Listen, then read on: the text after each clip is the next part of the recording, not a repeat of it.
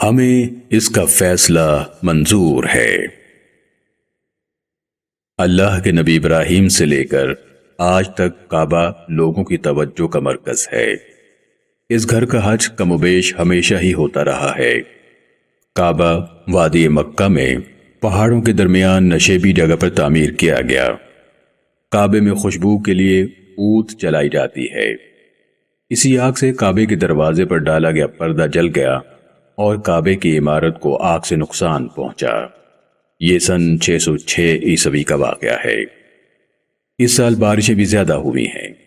سارا پانی کعبہ اور اس کے ارد گرد جمع ہو گیا ہے، جس کی وجہ سے کعبے کی دیواروں میں دراڑیں آ گئی ہیں۔ عمارت کی چھت نہ ہونے کی وجہ سے کعبے کے اندر بھی بارش کا پانی جمع ہو جاتا ہے۔ دیواروں کی مضبوطی بہت کم ہے۔ مکے کے لوگ اکٹھے ہوئے اور یہ فیصلہ کیا ہے کہ اس عمارت کو گرا کر دوبارہ تعمیر کیا جائے۔ نئی تعمیر سے پہلے کعبے کی دیواروں کی لمبائی کچھ اس طرح ہے۔ حجر اسود سے رکن شامی یعنی وہ کونا جو ملک شام کی جانب ہے 23 ہاتھ۔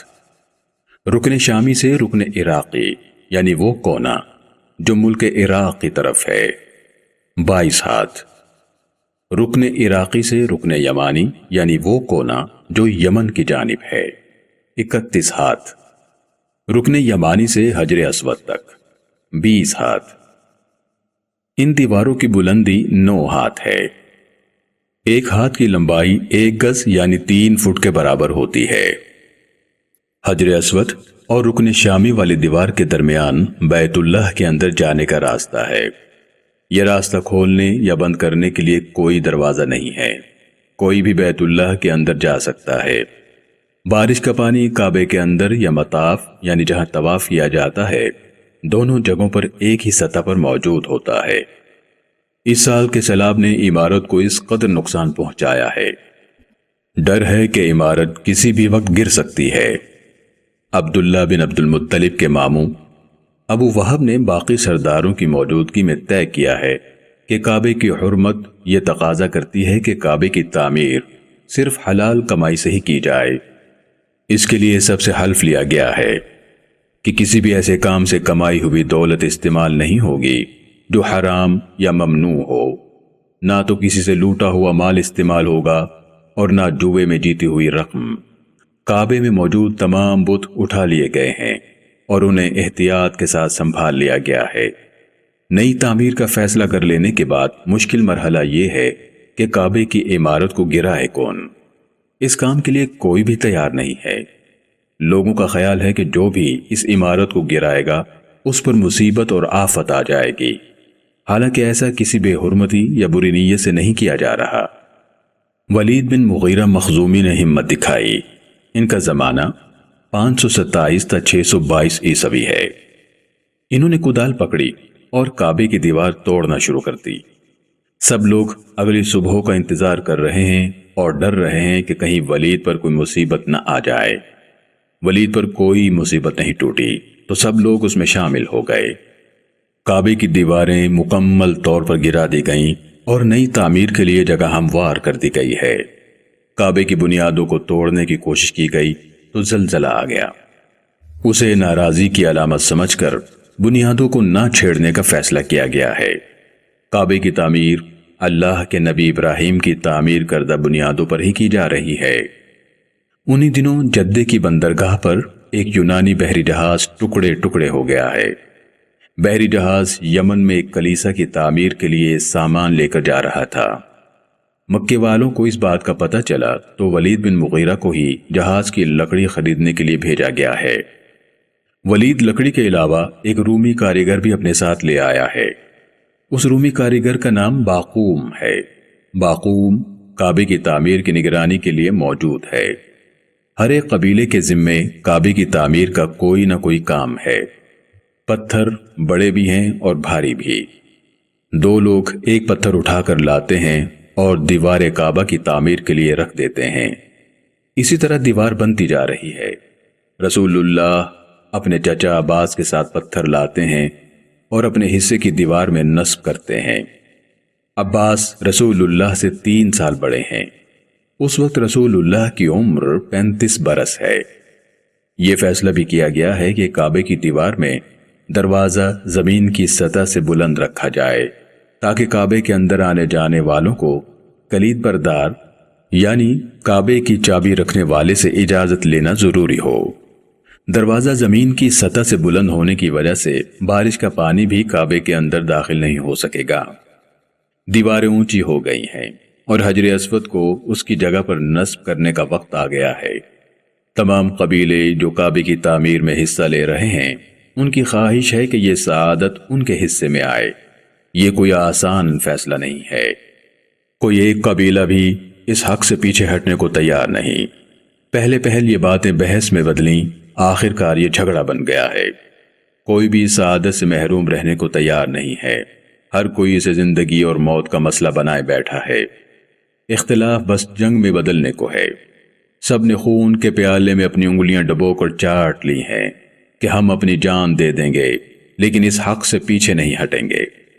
عرب میں حلف لینے کا یہ طریقہ عام ہے۔ اس سارے معاملے کو 4 روز گزر گئے ہیں اور کوئی فیصلہ ہوتا نظر نہیں آ رہا۔ 5ویں دن لڑائی چھڑنے کو ہے۔ ابو امیہ بن ولید مخزومی نے سب قبیلوں کو جمع کیا ہے۔ ابو امیہ ام المومنین ام سلمہ کے والد اور قریش کے سب سے عمر رسیدہ شخص ہیں۔ ان کی رائے ہے کہ لڑائی سے کعبے کی بے حرمتی ہوگی، کعبے میں قتل و غارت ہوگی جو کسی طور مناسب نہیں۔ ہمیں مل بیٹھ کر کوئی فیصلہ کرنا چاہیے۔ کافی دیر کی گفتگو اور بحث کے بعد یہ طے پایا ہے کہ کوئی شخص یہاں کعبے سے باہر نہیں جائے گا اور کعبے سے باہر موجود کسی کو اس فیصلے کے متعلق نہیں بتایا جائے گا۔ کل صبح جو شخص سب سے پہلے کعبے میں داخل ہوگا ہم اسے اپنا حکم یعنی فیصلہ کرنے والا مان لیں گے۔ وہ جو فیصلہ کرے گا ہم سب اس کے فیصلے کے پابند ہوں گے۔ سب لوگ اس پر راضی ہیں۔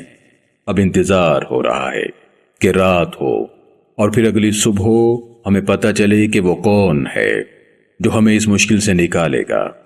اس بات کا کعبے کے اندر موجود لوگوں کے علاوہ کسی کو علم نہیں ہے کہ کیا فیصلہ ہوا ہے۔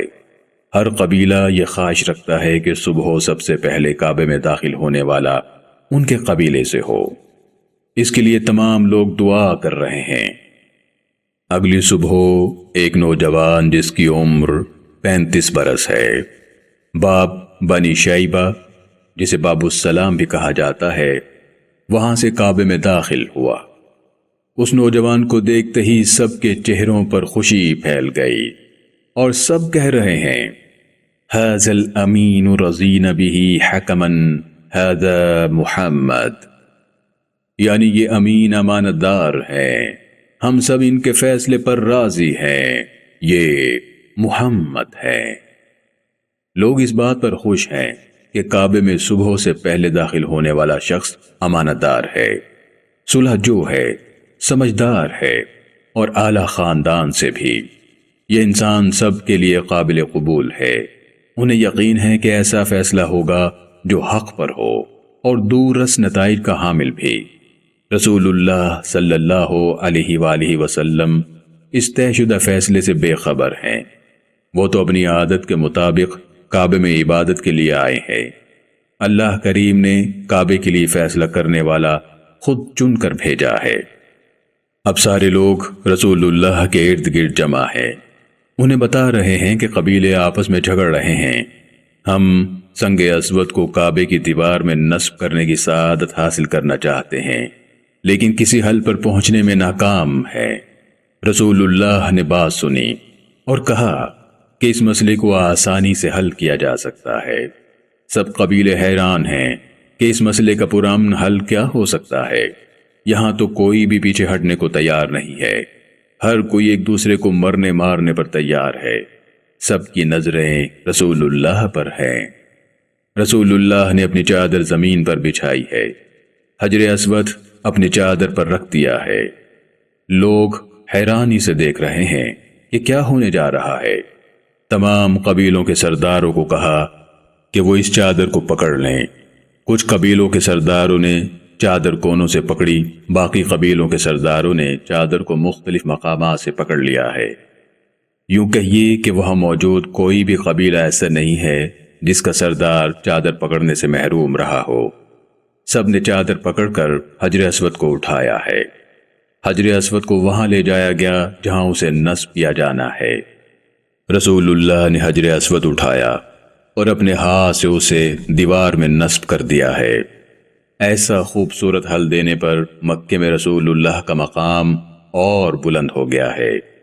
سب لوگ خوش ہیں کہ انہیں حجر اسود نصب کرنے کی سعادت مل گئی ہے۔ حجر اسود مطاف کے فرش سے 1.5 ہاتھ یعنی 4.5 فٹ بلندی پر ہے۔ اس طرح رسول اللہ نے عرب کو خونی لڑائی سے بچا لیا ہے۔ 5 دن بعد کعبے کی تعمیر دوبارہ شروع ہو گئی ہے۔ یہ بات پہلے طے کی گئی تھی کہ کعبے کی تعمیر میں صرف حلال کمائی ہی لگائی جائے گی۔ قریش کے پاس کعبے کی تعمیر مکمل ہونے سے پہلے ہی پیسے کم پڑ گئے ہیں۔ فیصلہ کیا گیا ہے کہ شمال کی جانب کعبے کی عمارت 6 ہاتھ کم کر دی جائے۔ یہ ٹکڑا حجر یا حتیم کہلاتا ہے۔ اس میں اللہ کریم کی یہ حکمت واضح نظر آتی ہے کہ عام لوگ بھی کعبے میں داخل ہو سکیں، جس طرح خاص لوگوں کے لیے کعبۃ اللہ کو کھولا جاتا ہے۔ جب کعبے کی دیواریں 15 ہاتھ بلند ہو گئیں تو دیواروں کے اندر 6 ستون کھڑے کر کے اس پر چھت ڈال دی گئی ہے۔ کعبہ اپنی اس تعمیر کے بعد چوکور صورت میں مکمل ہو گیا ہے۔ اس کے بعد کعبے میں دوبارہ بت رکھ دیے گئے ہیں۔ ابراہیم، اسماعیل، عیسیٰ اور سیدہ مریم کی تصویریں بھی دوبارہ سے دیواروں پر بنا دی گئی ہیں۔ اس تعمیر سے پہلے کعبے میں 2 دروازے تھے، ایک اندر داخل ہونے کے لیے اور دوسرا باہر نکلنے کے لیے۔ نئی تعمیر کرتے ہوئے ایک ہی دروازہ رکھا گیا ہے۔ سیدہ عائشہ روایت کرتی ہیں کہ فتح مکے کے موقع پر رسول اللہ نے کہا، عائشہ تم نے دیکھا کہ سرمایہ کم ہو گیا تو انہوں نے حجر یعنی حتیم کا حصہ کعبے سے باہر نکال دیا۔ اگر تمہاری قوم نئی دین میں داخل نہ ہوئی ہوتی تو میں کعبے کو گرا دیتا، اس کے مشرقی اور مغربی سمت میں دروازے رکھتا، حجر کو کعبے میں شامل کر دیتا۔ قریش کا دل رکھنے کی خاطر کعبے کی عمارت کو ابراہیم کی بنائی ہوئی بنیادی شکل میں تعمیر نہ کرنا رسول اللہ کی رواداری اور حسن اخلاق کی اعلیٰ مثال ہے۔ کعبے کے لفظی معنی مکعب ہیں۔ ابراہیم نے کعبے کی تعمیر کی تو یہ مکعب نما عمارت تھی۔ عربی زبان میں 6 پہلوؤں والی شکل کو مکعب یا کعبہ کہتے ہیں۔ کعبے کے ارد گرد کو مسجد الحرام کہا جاتا ہے۔ کعبہ کا ذکر قرآن مجید میں مختلف ناموں سے ملتا ہے، یعنی البیت یا بیتی، بیت الحرم، بیت الحرام اور بیت العتیق۔ آج کل کعبے کی اونچائی تقریباً 13 میٹر یعنی 43 فٹ ہے۔ اس کی 2 دیواریں 11 میٹر یعنی 36 فٹ جبکہ باقی 2 دیواریں 13 میٹر یعنی 43 فٹ لمبی ہیں۔ کعبے کے اندر 3 ستون ہیں۔ دنیا میں نماز کہیں بھی پڑھی جائے، رخ یعنی منہ کعبے کی طرف ہی کیا جاتا ہے۔ کعبے کی طرف رخ کرنے کو قبلہ کہا جاتا ہے۔ کعبے کے دروازے کی اونچائی زمین سے 2 میٹر ہے۔ دروازہ شمال مشرقی دیوار میں حجر اسود والے کونے کے قریب نصب ہے۔ کعبے کا دروازہ سن 1361 ہجری یعنی 1942 عیسوی میں چاندی سے بنا کر لگایا گیا تھا۔ اسے ابراہیم بدر نے بنایا تھا۔ 1399 ہجری یعنی 1979 عیسوی میں یہ دروازہ سونے سے بنایا گیا۔ سونے سے بنا ہوا دروازہ ابراہیم بدر کے بیٹے احمد بن ابراہیم بدر نے بنایا تھا۔ کعبے کے اندر جانے کے لیے لکڑی کی بنی ہوئی سیڑھی اس دروازے کے ساتھ لگائی جاتی ہے۔ سن 1036 ہجری یعنی 1627 عیسوی میں کعبے کی چھت کے اوپر بارش کا پانی نکالنے کے لیے سونے سے بنا ہوا پرنالہ نصب کیا گیا۔ اسے میزاب رحمت کہتے ہیں۔ نیم بیضوی دیوار اور کعبے کی کالے پتھروں کی عمارت کے درمیان کی جگہ کو حتیم کہتے ہیں۔ یہ دیوار جنوب مغرب میں واقع ہے اور کعبے کا ہی حصہ ہے، اسی لیے طواف اس کے باہر سے ہی کیا جاتا ہے۔ عام لوگ جو کعبے کی عمارت کے اندر نہیں جا سکتے وہ حتیم میں جا سکتے ہیں۔ یہ دونوں ایک برابر ہیں۔ کعبے کی دیواروں کے نیچے چاروں طرف ایک بڑی ہوئی چھوٹی سی چوکی بھی ہے۔ اس کی اونچائی تقریباً 10 انچ اور چوڑائی تقریباً 12 انچ ہے۔ اسے شازوران کہتے ہیں۔ کعبے پر قباتی سفید کپڑے کا غلاف چڑھایا جانے لگا۔ یہ کپڑا مصر میں تیار ہوتا تھا۔ اس کے بعد یمنی چادروں کا غلاف چڑھایا جانے لگا۔ کعبے کو ریشمی کپڑا دیباج کا غلاف سب سے پہلے حجاج بن یوسف، جس کا زمانہ 661 تا 714 عیسوی ہے، اس نے چڑھایا۔ کعبے پر غلاف سال میں ایک مرتبہ چڑھایا جاتا تھا اور پرانا غلاف بھی وہی رہنے دیا جاتا تھا۔ نصر نے 160 ہجری میں پرانے غلاف اتروا کر نیا غلاف چڑھایا۔ اس وقت سے ایسا ہی کیا جاتا ہے۔ خلیفہ مامون عبداللہ بن ہارون الرشید، جس کا زمانہ 786 تا 833 عیسوی ہے، انہوں نے سال میں 3 مرتبہ کعبے کا غلاف تبدیل کرنا شروع کیا۔ ذی الحج کی 8 تاریخ کو سرخ رنگ کا، رجب کی 1 تاریخ کو قباتی اور 29 رمضان کو سرخ رنگ کا غلاف کعبہ چڑھایا جاتا تھا۔ نصر نے بعد میں کعبے پر سبز رنگ کا غلاف چڑھایا۔ نصر اور مامون نے آپس میں طے کیا کہ کعبے کے غلاف کا رنگ بار بار تبدیل نہیں کرنا چاہیے۔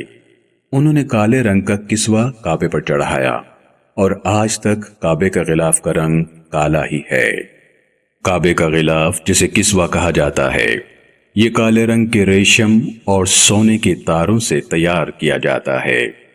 غلاف ہر سال حج کے موقع پر تبدیل کیا جاتا ہے۔